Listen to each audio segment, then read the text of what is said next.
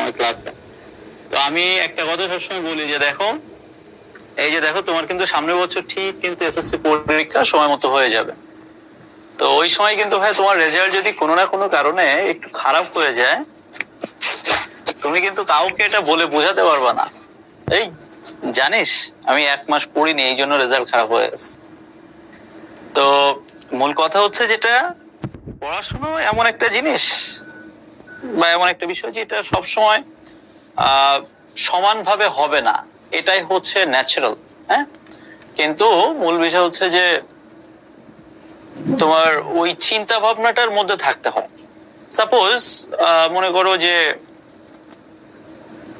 আমি আজকে পড়িনি, তো এটা কোনো সমস্যা না, কিন্তু আমার মাথায় যেন এটা থাকে যে আমার এই পড়াটা বাকি, এটা কালকে পরশু তরশু এটা পড়তে হবে, এরকম বিষয়টা। মানে মেইন কথা হচ্ছে যে পড়াশোনাটা হচ্ছে সবসময় কম বেশি ওইটা ডাইজেস্ট করতে হয়। তুমি একদিন 2 দিন পড়তে পারবা না, এটা খুবই স্বাভাবিক, আমরা তো মানুষ, তাই না? আমরা চাইলেই তো সবসময় আমাদের মন মেজাজ মন মানসিকতা সবসময় সমান থাকবে না, ইটস ভেরি ন্যাচারাল। তো আমি যেন এরকম প্ল্যানিং থাকে যে আমার এই সপ্তাহটা পড়া হয়নি, আমি যেন আগামী সপ্তাহে বা আগামী দিনগুলোতে যেন পড়াটা কমপ্লিট করে নিতে পারি। ওকে, সো মূল কথা হচ্ছে যে পড়াশোনার সাথে সবসময় থাকা, এটা টাচে থাকা, এটার পাশে থাকা, এই হচ্ছে মূলত বিষয়। তো চলো তাহলে আমরা গতদিন ক্লাসে মনে হয় বাংলা দ্বিতীয় পত্রের 2-1টা টপিক নিয়ে আলোচনা করেছিলাম। আজকে কিন্তু আমরা বাংলা দ্বিতীয় পত্রের খুব ইম্পর্টেন্ট একটা টপিক নিয়ে আলোচনা করব, এবং তোমরা দেখতে পাচ্ছ স্লাইডে যে বাক্য বাচ্য জ্যোতি চিহ্ন পর্ব 1 মূলত আজকে, কিন্তু মূলত বিষয় এটা না। আজকে আমরা এমন একটা টপিক নিয়ে আলোচনা করব যে টপিকটা ক্লাস 8-9 থেকে শুরু করে একেবারে বিসিএস পরীক্ষা পর্যন্ত যে কোনো প্রতিযোগিতামূলক পরীক্ষায় কিন্তু প্রশ্ন আসে, অর্থাৎ বাক্য। ঠিক আছে, বাক্য থেকে এসএসসি পরীক্ষায় তো 3-4টা প্রশ্ন থাকেই, আর বাক্যের শ্রেণী বিভাগ বলো, সেটা এসএসসি থেকে শুরু করে এইচএসসি অ্যাডমিশন টেস্ট এবং তারপরে বিসিএস বা অন্যান্য যে কোনো প্রতিযোগিতামূলক পরীক্ষায় এখান থেকে কিন্তু মোটামুটি ভাবে 100% কোশ্চেন কিন্তু থাকবে। সো এই জন্য আমি সবসময় বলি যে যেহেতু এটা পরীক্ষার জন্য মোস্ট ইম্পর্টেন্ট একটা টপিক, সো আমার মনে হয় যে তোমার কিন্তু খুব খুব খুব গুরুত্ব দিয়ে এটা পড়া উচিত। ঠিক আছে, আমরা এটার পাশাপাশি বাক্য এবং বাক্যের শ্রেণীবিভাগ, অর্থাৎ আমরা মূলত আজকে ক্লাসটা বাক্যের শ্রেণীবিভাগ নিয়ে আলোচনা করব। ইংরেজিতে তোমরা যেটাকে বলো হচ্ছে ট্রান্সফরমেশন অফ সেন্টেন্স, তাই না? সো ইংরেজিতে যেটা ট্রান্সফরমেশন অফ সেন্টেন্স, বাংলায় হচ্ছে ঠিক সেটাই হচ্ছে বাক্যের শ্রেণীবিভাগ বা বাক্যের রূপান্তর। হ্যাঁ, একটা বাক্য থেকে আরেকটা বাক্যের রূপান্তর। এটার পাশাপাশি আজকে আমরা বাক্যের বর্গ নিয়েও একটু কাজ করব, তবে বাক্যের বর্গটা অতটা ইম্পর্টেন্ট না যতটা হচ্ছে বাক্যের শ্রেণীবিভাগ বা বাক্যের অংশ, এটা বেশি ইম্পর্টেন্ট। ঠিক আছে, তো চলো তাহলে আমরা মূল ক্লাসে আস্তে আস্তে প্রবেশ করি। তবে তার আগে আমাদের একটু জানা প্রয়োজন যে আসলে বাক্য কাকে বলে। ওকে, এটা কিন্তু সবার আগে জানতে হবে। আমাদের বেশি কিছু জানার দরকার নেই, বেশি কিছু বোঝার দরকার নেই। আমরা খুব সহজে মনে রাখবো যে এক বা একাধিক শব্দ নিয়ে কিন্তু বাক্য গঠিত হয়, এক অথবা একাধিক, এক বা একাধিক শব্দ নিয়ে বাক্য গঠিত হয়। খুবই সহজ কথা, কিন্তু এইটা বুঝতে অনেক সময় কিন্তু অনেকে কনফিউজড হয়ে যায়। যে কোনো বাক্য হতে গেলে তুমি সবসময় মনে রাখবা এক বা একাধিক শব্দ হতে হবে। এখন তুমি আমাকে বলতে পারো যে ভাই একটা শব্দ নিয়ে কি কখনো একটা বাক্য হতে পারে? অবশ্যই হতে পারে। যেমন তুমি আমাকে একটা প্রশ্ন করলে যে ভাই আজকে আপনাকে ক্লাসে দেখে কেমন শুকনা শুকনা লাগতেছে, আপনি কি দুপুরে খাইছেন? তো দেখো, তুমি এটা প্রশ্ন করতেই পারো, এটা খুব স্বাভাবিক প্রশ্ন। তো তুমি আমাকে একটা প্রশ্ন করলে যে ভাই আপনি দুপুরে কিছু খেয়েছেন? তো আমি বললাম খেয়েছি। দেখো, জাস্ট আমি বললাম খেয়েছি। তো এই একটা শব্দ দিয়ে কি আমি আমার ব্যক্তিগত মনোভাব বা তোমার প্রশ্নের অর্থ মানে তোমার প্রশ্নের উত্তরটা আমি করতে পেরেছি না? অবশ্যই পেরেছি। সো দেখো, একটা শব্দ দিয়েও কিন্তু অনেক সময় ব্যক্তি তার মনোভাব কিন্তু প্রকাশ করতে পারে। তো এই জন্য দেখা যায় একটা শব্দ দিয়েও কিন্তু অনেক সময় একটা বাক্যের অর্থ প্রকাশিত হয়। একইভাবে আমি বললাম যে না, সুন্দর করে বললাম, থ্যাংক ইউ ভাইয়া প্রশ্ন করার জন্য, আমি দুপুরে খেয়েছি। তাহলে এই যে আমি দুপুরে খেয়েছি, আমি বই পড়েছি, আমি কাজটি করেছি। সো এই যে দেখো, আমি আপাতত দুইটা শব্দই প্রয়োগ করলাম যে খেয়েছি। তাহলে কি হলো দেখো, দুইটা শব্দ নিয়েই কিন্তু, অর্থাৎ একাধিক শব্দ নিয়ে কিন্তু একটি বাক্য গঠিত হলো। এবং আরেকটা বিষয় সেটা হচ্ছে যে বাক্যটা যেন অর্থবোধক হয়। যেমন কেউ যদি বলে যে গরু প্রতিদিন 3 বেলা মানে ভাত খায়, এটা হতে পারে, বাট এটা কিন্তু বাস্তবে অর্থপূর্ণ বাক্য নয়। তো যেটা বলতে যাচ্ছি, এক বা একাধিক শব্দ নিয়ে অর্থবোধক বাক্যই গঠিত হতে হবে, এবং এক বা একাধিক শব্দ নিয়ে যেটি অর্থপূর্ণ যখন কোনো বাক্য গঠিত হয় তখনই আমরা সেটাকে বলতে পারবো বাক্য। ঠিক আছে? তো যাক, এটা আমাদের মূল আজকে বিষয় না। আমরা আজকে মূলত হচ্ছে বেশি কাজ করব, সেটা হচ্ছে যে এই বাক্যের শ্রেণী বিভাগ নিয়ে। তবে তার আগে আমাদের একটা কথা অবশ্যই মনে রাখতে হবে, সেটা হচ্ছে একটা বাক্যের কিন্তু ভাইয়া 3টা অংশ থাকে, এটা কিন্তু মাথায় রাখতে হবে। একটা বাক্যের কয়টা অংশ থাকে? 3টা অংশ থাকে কিন্তু একটা বাক্যের, এটা একটু মনে রাখবো আমরা। এবং ইংরেজিতে আমরা যেটাকে বলি সাবজেক্ট, কর্তা, আর ক্রিয়া, এটার ইংরেজি হচ্ছে ভার্ব, আর কর্ম, এটার ইংরেজি হচ্ছে অবজেক্ট। ওকে?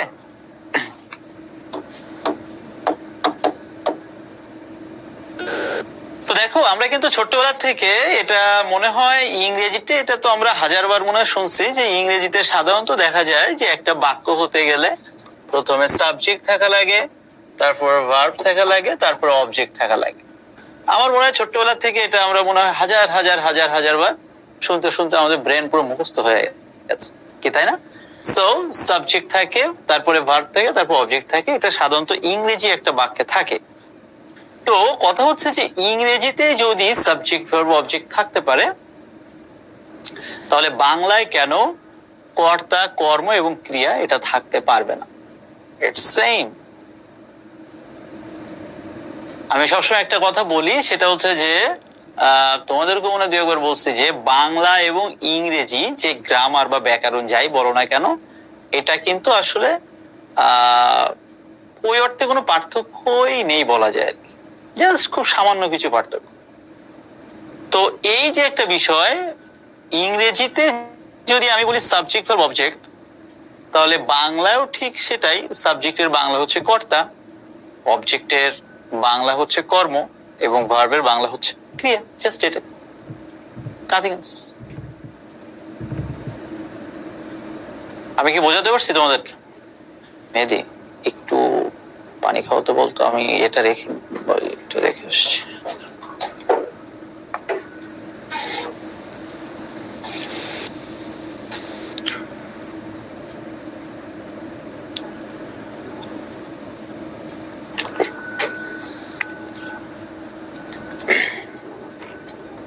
Thank you. আমরা আপাতত কমেন্ট বক্সটা একটু অফ করে দিই। আমি আসলে কমেন্ট বক্সটা অন করে রাখতে চাই, কিন্তু তোমরা ক্লাসে এরকম 2 একজন আছো, এই যেমন একজন প্রশ্ন করছো, মানে যাই ওদিকে আর না যাই, এক এক ধরনের প্রশ্ন করো যে ভাই সেটা টপিকের সাথে রিলেটেড না। হ্যাঁ, সো টপিকে যেটা থাকে এটাই শেষ করতে পারি না, আর সেখানে অন্য টপিক নিয়ে আলোচনা করলে তো আসলে ক্লাসটাই শেষ করতে পারবো না, তাই না? সো বেটার যেটা বলছিলাম যে ভাই আমরা মেইন জিনিসের মধ্যে থাকি, সেটা হচ্ছে যে একটি বাক্যে সাধারণত 3টা অংশ থাকে, দ্যাট ইজ সাবজেক্ট, ভার্ব এবং অবজেক্ট। এবং সবসময় মনে রাখবা যে সাবজেক্টের কাজ কি? সে বাক্যের ক্রিয়াকে সবসময় পরিচালিত করে। অর্থাৎ সাবজেক্টের কাজ হচ্ছে সে সবসময় ক্রিয়াকে চালায়। আমি কি বোঝাতে পারছি কথাটা? তো কর্তা বা সাবজেক্টের কাজ হচ্ছে সে সব সময় ক্রিয়াকে পরিচালিত করে। আর যাকে অবলম্বন করে ক্রিয়া সম্পাদিত হয় তাকে বলে কর্ম। এটা আমাদের খুব একটা কাজে লাগবে না, এই জন্য আর বেশি কথা বলছি না। আর ক্রিয়ার কাজ কি? ক্রিয়ার কাজ হচ্ছে মূলত মানে ক্রিয়ার কাজ কি? ক্রিয়া মানে হচ্ছে যে কোনো কাজ করাকেই বোঝায় মূলত ক্রিয়া। সো আমাদেরকে এটা মাথায় রাখতে হবে। সো সাবজেক্ট, ভার্ব এবং অবজেক্ট এটা যেন আমরা ভুলে না যাই। প্রতিটি বাক্যকে মূলত দুইটা ভাগে ভাগ করা যায়, উদ্দেশ্য এবং বিধেয়। সাধারণত দেখা যায় যে বাক্যের প্রথম অংশে উদ্দেশ্য থাকে, সাধারণত দেখা যায় এটা থাকে সাধারণত,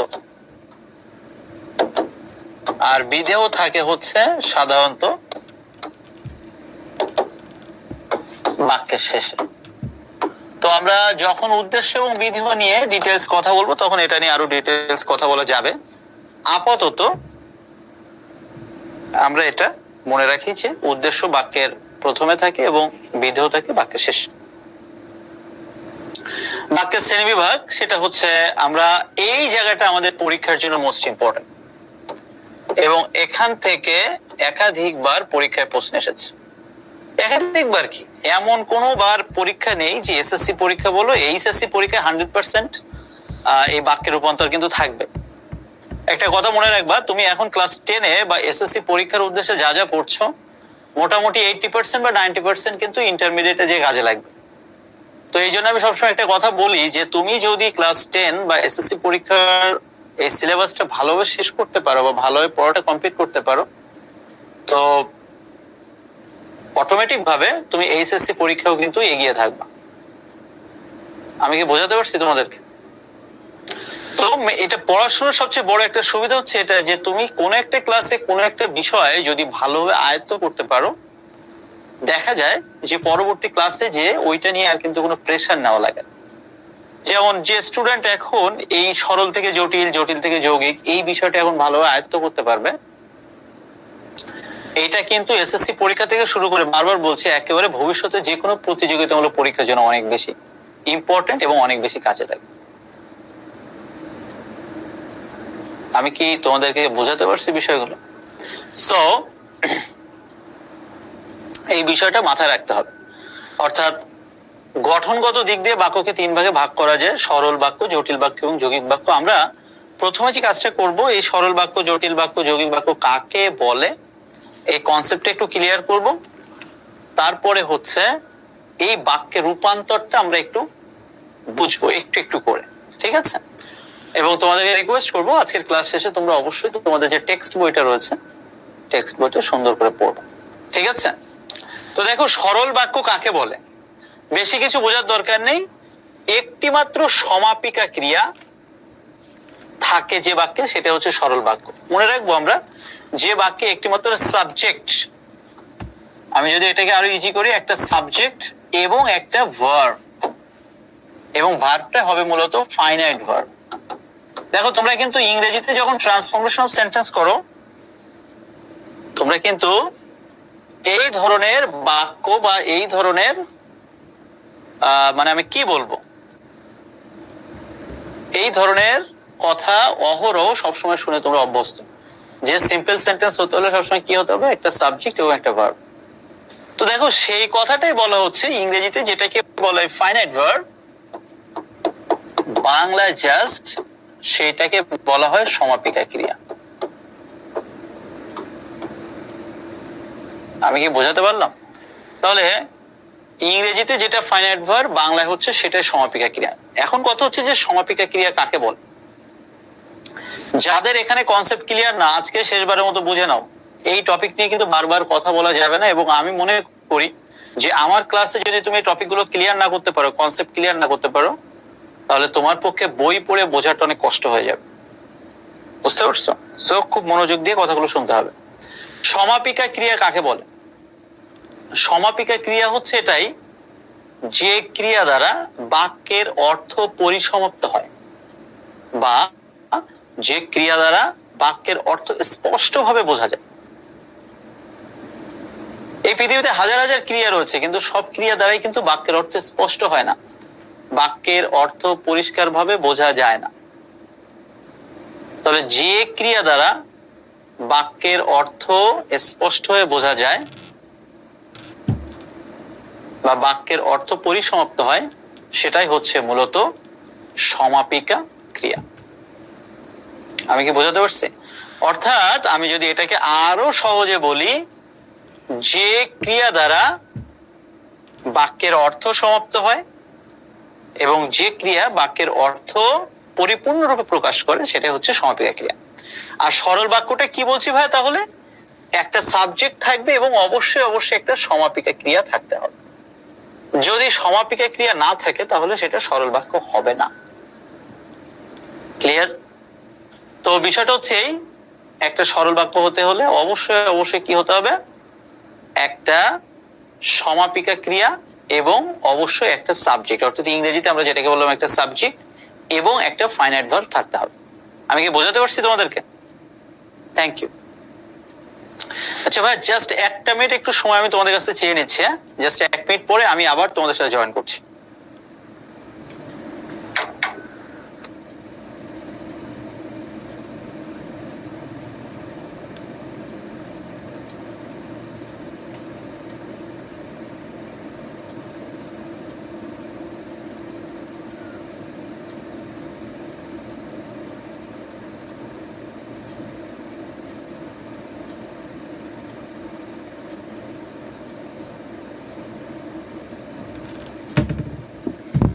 সরল বাক্য, যে বাক্যে একটি সমাপিকা ক্রিয়া থাকে তাকে সরল বাক্য বলে।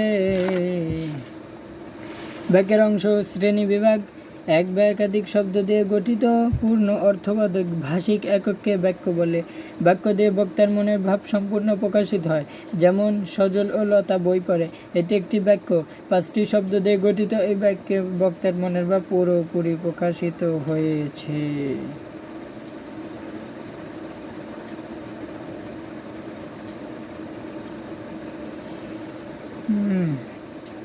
বাক্যের মধ্যে স্থান পাওয়া প্রত্যেকটি শব্দকে পদ বলে।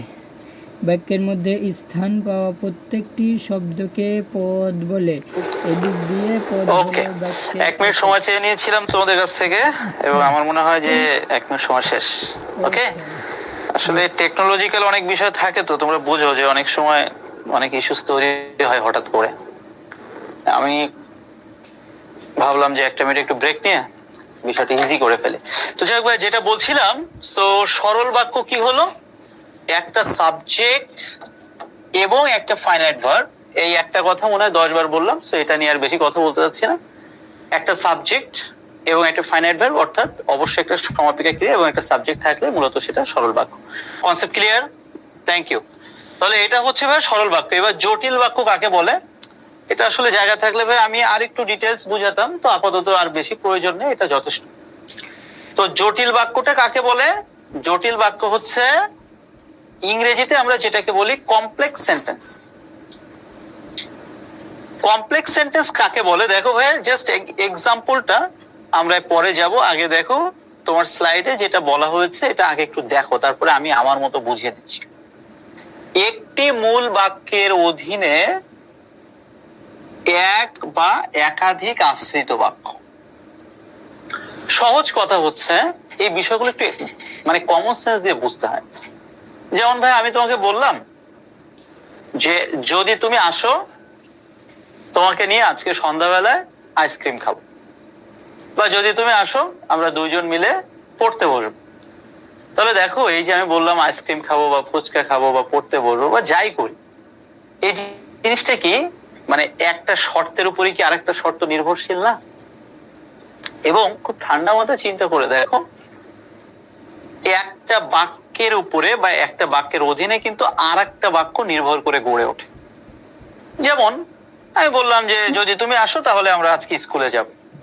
তাহলে দেখো, আমি যে আজকে স্কুলে যাব, এই যাওয়াটা কিসের উপর ডিপেন্ড করছে? এই যাওয়াটা ডিপেন্ড করতেছে হচ্ছে তোমার আশার উপর। তাহলে আমি কি বললাম? জটিল বাক্যের ক্ষেত্রে বা কমপ্লেক্স সেন্টেন্সের ক্ষেত্রে সবসময় মনে রাখবো ভাইয়া, মনে করো এত বড় একটা সেন্টেন্স, যত বড় সেন্টেন্স হোক তাতে কিছু থাকে না, অবশ্যই সেই সেন্টেন্সে দুইটা অংশ থাকবে। সেটা ছোট হোক বড় হোক বা যাই হোক, সেই সেন্টেন্সে দুইটা অংশ 100% থাকবে এবং মনে রাখতে হবে একটা বাক্যাংশ বা একটা অংশের উপর আরেকটা অংশ মোটামুটি ভাবে নির্ভরশীল থাকবে। আমি কি বোঝাতে পারছি? তো জটিল বাক্য হচ্ছে এটাই, বইয়ের ভাষায় যেটা বলে যে একটা মূল বাক্যের অধীনে এক বা একাধিক আশ্রিত বাক্য থাকবে। তো আমরা বইয়ের ভাষায় না যে আমরা যদি আমাদের ভাষায় বলি, বিষয়টা হচ্ছে এরকম যে একটা বড় বাক্য থাকবে, সেই বাক্যে একটা বাক্যের উপরে আরেকটা বাক্য নির্ভরশীল হয়ে থাকবে। ঠিক আছে, এটা হচ্ছে আমাদের ভাষা। আর বইয়ের ভাষায় যখন আমরা বলবো যে দুইটা খণ্ড বাক্য থাকবে দুই পাশে এবং একটা খণ্ড বাক্যের উপরে আরেকটা খণ্ড বাক্য নির্ভরশীল থাকবে বা আশ্রিত থাকবে, সেটাই হচ্ছে মূলত জটিল বাক্য। আমি কিভাবে তোমাদেরকে বোঝাতে পারছি? এবং সবসময় মনে রাখবা যে জটিল বাক্যের অনেক সময় অনেক ধরনের সংযোজক থাকে। হ্যাঁ, যে সে, যিনি তিনি, যেমন তেমন এবং অন্যান্য অনেক ধরনের সংযোজক সাধারণত থাকে।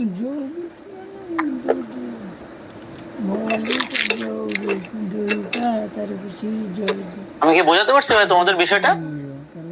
সো এই ছিল হচ্ছে মূলত কমপ্লেক্স সেন্টেন্স বা জটিল বাক্য। এবং একটা জিনিস ভাই একটু লক্ষ্য করে দেখো, তুমি কিন্তু ইংরেজিতে যেমন ভাবে কমপ্লেক্স সেন্টেন্স পড়েছো, বাংলায় ঠিক সেইভাবে জটিল বাক্য। এবং দেখো ঘুরে ফিরে জিনিসটা কিন্তু একই, অর্থাৎ ইংরেজিতে আমি যা যা বলেছিলাম জটিল বাক্যের ক্ষেত্রে বা পড়েছি বা শিখেছি, বাংলায়ও কিন্তু ঠিক তাই। তো আমার কথা হচ্ছে ভাই, আমি যদি ইংরেজিতে কমপ্লেক্স সেন্টেন্স বুঝি, বাংলায় কেন আমি জটিল বাক্য বুঝবো না? সহজ কথা, because both are same, there is no difference between these two terms. ওকে, তো যদি তাই হয় তাহলে বিষয়টা আরো সহজ হয়ে গেল। এরপরে যেটা আমরা বুঝবো সেটা হচ্ছে যৌগিক বাক্য। যৌগিক বাক্য আমার কাছে সবসময় খুবই সহজ লাগে, কেননা যৌগিক বাক্যের সবচেয়ে বড় একটা বিষয় হচ্ছে ঠিক জটিল বাক্যের মতোই, শুধু কি হয়, এই যে দুই পাশে দুইটা অংশ ছিল, এই দুই পাশে দুইটা অংশ আমরা কোনো যোজক দিয়ে কানেক্ট করে দিব। বাংলায় আমরা যেটাকে বলছি যোজক, ইংরেজিতে এটাকেই বলা হয় কনজাংশন। কি তাই না? তোমরা ছোট্টবেলা থেকে কম্পাউন্ড সেন্টেন্স পড়তে যে কি পড়েছো, যে এক বা একাধিক বাক্য বা এক বা একাধিক সেন্টেন্স সাধারণত কোনো না কোনো কানেক্টর বা কনজাংশন দ্বারা যখন যুক্ত থাকে, তখন সেটাই হচ্ছে মূলত যৌগিক বাক্য। আমি কি বোঝাতে পারলাম বিষয়টা? সো এই ছোট্ট বিষয়টা একটু মাথায় রাখবো, অর্থাৎ অনেকটা জটিল বাক্যের মতোই দুইটা স্বাধীন বাক্য থাকবে দুই পাশে, এই একটা অংশ, এই আর একটা অংশ। তাহলে একটা অংশে একটা অংশ এবং মাঝখানে কি থাকবে? জাস্ট একটা কনজাংশন। এবং আমি যদি এটাকে আরো খুব সংক্ষেপে বলি, সাধারণত দেখা যায় ইংরেজিতে অ্যান্ড, বাট, অর, এই তিনটা কনজাংশনই বেশি দেখা যায়। তাহলে ইংরেজিতে যেহেতু অ্যান্ড, বাট, অর বেশি দেখা যায়, বাংলাও দেখবা ঘুরে ফিরে ওইগুলোই থাকে, এবং বেশিরভাগ ক্ষেত্রে অ্যান্ড বা এবং এটাই থাকে আর কি। তো দেখো ছোট্ট এই যে বিষয়টা, আমরা কিন্তু এতক্ষণ ধরে এইটাই আলোচনা করছি এবং আমার মনে হয় যে আমরা কম বেশি বুঝতে পেরেছি। এবার তাহলে আমি ছোট্ট করে একটু কমেন্ট বক্সটা একটু অন করে দিচ্ছি, দেখি আমাদের ছোট্ট ছোট্ট ভাইয়েরা তোমরা বুঝতে পেরেছো কিনা। এবং আমি জানি যে তোমরা এগুলো কম বেশি সবাই পারতে জানতে, তারপরও আমি কিন্তু আর একবার শেষবারের মতো একটু রিভিউ করে দিলাম। একটু ভাই কমেন্ট বক্সে কমেন্ট করে জানাও তো সবাই কি বুঝতে পারছো, সবার কি কনসেপ্ট ক্লিয়ার হয়েছে? আচ্ছা, দুই একজন লিখছো যে ভাইয়া কি ভিডিও আটকে যাচ্ছে। আচ্ছা ভাই, আমি তোমাদের উদ্দেশ্যে বলছি, এটা আসলে বুঝো এটা একটা টেকনোলজিক্যাল বিষয়। আমি তোমাদেরকে রিকোয়েস্ট করবো তোমরা অ্যাপস থেকে একটু বের হয়ে যাও, অ্যাপটা থেকে একটু বের হয়ে যেয়ে নতুন করে একটু রিজয়েন করো। এটা খুব স্বাভাবিক বিষয়, বুঝতে পারছো? দেখছেন মাঝখানে আমারই আটকে যাচ্ছিল বা আমার একটু সাউন্ড শোনা যাচ্ছিল না, একটা ঝামেলা হয়েছিল, এই জন্য আমি 1 মিনিট তোমাদের কাছে ঠিক করে নিলাম। তো এটা হতে পারে। আর নেটের স্পিড এটা তো বোঝো, বাংলাদেশের 10টা জায়গায় নেটের স্পিড 10 রকম থাকে, স্বাভাবিক। আমি কি বোঝাতে পারছি? সো কোনো না কোনো কারণে তোমার ওখানে মনে হচ্ছে একটু শুধু ঘুরতেছে, ঘোরাঘুরি কোনো বিষয় না, জাস্ট একটু রিজয়েন করলে এটা ক্লিয়ার হয়ে যায়। ওকে, থ্যাংক ইউ। আপনার ক্লাস ভালো লাগে, আপনার ক্লাসে বুঝতে পারছি। আচ্ছা ঠিক আছে বাবা, বুঝতে পারছি, দেখা যাবে। তুমি যদি শেষ পর্যন্ত পরীক্ষায় যে গোলটা দিতে পারো, তাহলেই আমি বা আমরা সাকসেসফুল। ঠিক আছে ভাই, একটা কথা মনে রাখবো যে পৃথিবীর প্রত্যেকটা টিচার, সে যত ভালো টিচার বা যত খারাপ টিচারই হোক না কেন, তিনি সবসময় সর্বোচ্চ চেষ্টা করেন তার শিক্ষার্থীরা যেন বুঝতে পারে। বুঝতে পারছো? মানে দু একজন ব্যতিক্রম ছাড়া। তো এবং একটা টিচারের সার্থকতা কিন্তু তখনই বোঝা যায়, বা একটা টিচারের সার্থকতা সেখানে যখন স্টুডেন্ট সবাই কম বেশি বুঝতে পারে। তো আমার মনে হয় যে এটা আমরা সবাই বুঝি, সবাই আমরা জানি, এখানে তেমন নতুন করে কিছু বলার নাই। এবার তাহলে চলো আমরা পরীক্ষায় আমাদের যেটা আসবে, আমরা কমেন্ট বক্সটা আবার অফ করে দিচ্ছি। পরীক্ষায় আসবে ইংরেজিতে তোমাদের যেটা আসে, ট্রান্সফরমেশন অফ সেন্টেন্স। ইংরেজিতে যেটাকে আমরা বলি ট্রান্সফরমেশন অফ সেন্টেন্স, বাংলায় যে সেটাকে আমরা বলছি কি, আমরা বলছি বাক্য রূপান্তর। তো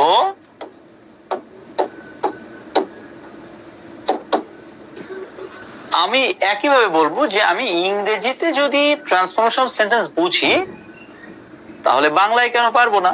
সহজ কথা।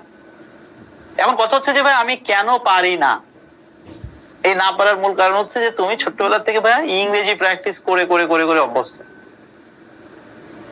তুমি কখনোই বাংলাটা ওইভাবে প্র্যাকটিস করো না। তো যেহেতু তুমি বাংলাটা ভাবে প্র্যাকটিস করো না, এই জন্য তোমার কাছে কঠিন লাগে, নাথিং এলস, একেবারে সেম।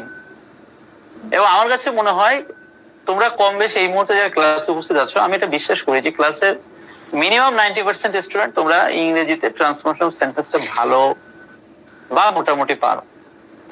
তো ইংরেজিতে যেহেতু পারো, তোমার এখন কাজ হচ্ছে বাংলা জাস্ট একই বিষয় একই জিনিস, তোমার কাজ হচ্ছে ওইটা একটু সুন্দর করে রিভাইজ দেওয়া।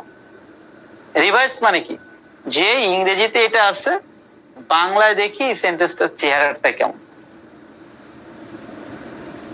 আমি কি তোমাকে বোঝাতে পারিনি? জাস্ট এই বাক্যটা, যেমন কথার কথা আমি কি বলবো, একটা সহজ যে কোনো একটা বাক্য তুমি দেখো, যে দুর্জন লোক পরিত্যাজ্য। নোবডি লাইকস, সিম্পলি বললাম ব্যাটম্যান। ব্যাটম্যান আসলে ভালো শোনা যায় না, তারপর আমি বললাম আসলে nobody likes a dishonest man. এটা সিম্পল সেন্টেন্স, এইটাকে আমি কমপ্লেক্স সেন্টেন্স করে ফেললাম। যারা সরি, আমি বাংলায় বলছি যেসব লোক দুর্জন তারা পরিত্যাজ্য। তাহলে ইংরেজিতে আমি বলতে পারি এটাই, যে কি বলবো, অনেক কিছু বলা যায়। শুধু একটা জিনিস মনে করে দেখো, খেয়াল করে দেখো, এই যে দেখো এই একটা অংশ, আমি একটু আগে তোমাকে বলে আসছি যে জটিল বাক্যে সবসময় ভাই কি হবে, দুইটা অংশ থাকবে। এই যে দেখো, যেসব লোক দুর্জন, দোজ হু আর ডিসঅনেস্ট আর নেগলেক্টেড, বা সিম্পল কমা দিয়ে নেগলেক্টেড দিলে হয়। তাহলে এই যে দেখো ছোট্ট একটা বিষয়, এবং দেখো এখানে কিন্তু ভাই আমি সুন্দর একটা টেকনিক তোমাদের স্লাইডে উল্লেখ করেছি, এটা একটু মাথায় রাখবা। সরল বাক্য থেকে জটিল বাক্যে রূপান্তর করতে গেলে এর মাঝখানে যে, সে, যিনি, তিনি, যারা, তারা, যা, তা, এই ধরনের সাপেক্ষ সর্বনাম, যেহেতু, সেহেতু, যখন তখন, যত তত, যেমন তেমন, এই বিষয়গুলোই ভাইয়া সাধারণত দেখা যায়। দেখো এটা কিন্তু ভাই তোমরা পারো, তারপরও কিন্তু দেখো আমি তোমার জন্য স্লাইড এটা সুন্দর করে লিখে দিয়েছি, যাতে করে সরল বাক্য থেকে জটিল বাক্যে রূপান্তর করার সময় তোমার যেন এটা মাথায় থাকে যে এই বিষয়গুলো এরকম। তো তুমি যদি পরীক্ষার হলে কিছু নাও পারো, তুমি যদি এই যোজকগুলো মনে রাখো, যা, তা, যিনি, তিনি, যেমন তেমন, এই বিষয়গুলো যদি ভাই তুমি মনে করে রাখতে পারো, দেখবো যে পরীক্ষার হলে যে তুমি এমনি পারো।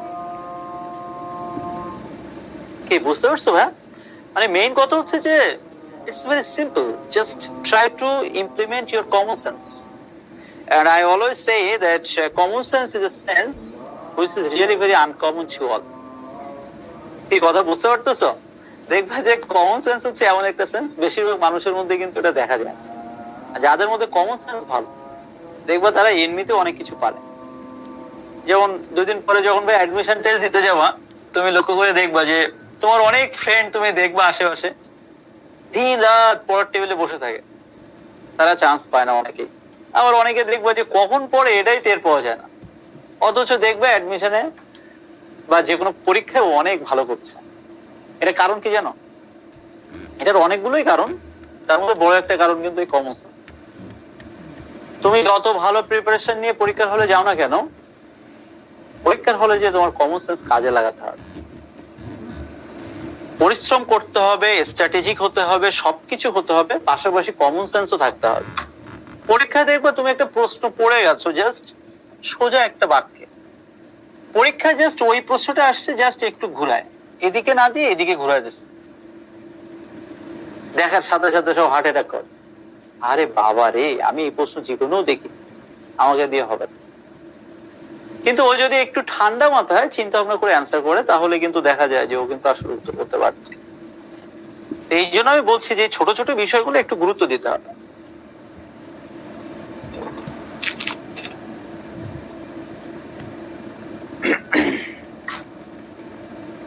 তো যেটা বলছিলাম, একটু আগে সরল থেকে জটিল করেছি, তাহলে আমি এখন জটিল থেকে সরল কেন করতে পারবো না? তারা অর্থাৎ যারা পরিশ্রম করে তারা জীবনে সফল হয়, পরিশ্রমীরা জীবনে সফল হয়। কথা কি ছিল? জটিল বাক্যে দুইটা অংশ থাকবে, দুইটা অংশ আছে, মাঝখানে একটা কমা দ্বারা খোঁচা দিয়ে দুইটা ভাগ করা থাকে, দিলাম, কোনো সমস্যা নেই। দুইটা অংশ থাকলে, এবং এখানে দেখো জাস্ট একটা সাবজেক্ট এবং একটা ফাইনাইট ভার্ব কিন্তু রয়েছে। পরিশ্রমীরা জীবনে সফল হয়, সফল হওয়া এটাই হচ্ছে সমাপিকা ক্রিয়া, আর সাবজেক্ট পরিশ্রমের। আমি কি বোঝাতে পারছি ভাই বিষয়টা? সহজ কথা, একেবারেই সহজ, এত পেন নেওয়ার কিছু নেই। ওকে, আমাদের তাপমাত্রাটা কি একটু ব্যালেন্স করে যাবে? তো এই আর কি, যখন সে সুসংবাদটা পেল তখনই সে আনন্দিত হলো, বাবা এটা খুবই ভালো কথা। সুসংবাদ পেলে তো আসলে সবারই ভালো লাগে, তাই না? এবং দেখবে মানুষের মনস্তত্ত্ব এমন, সে অল্পতে অনেক বেশি কি হয়, আনন্দে উদ্বেলিত হয়। আবার দেখবা যে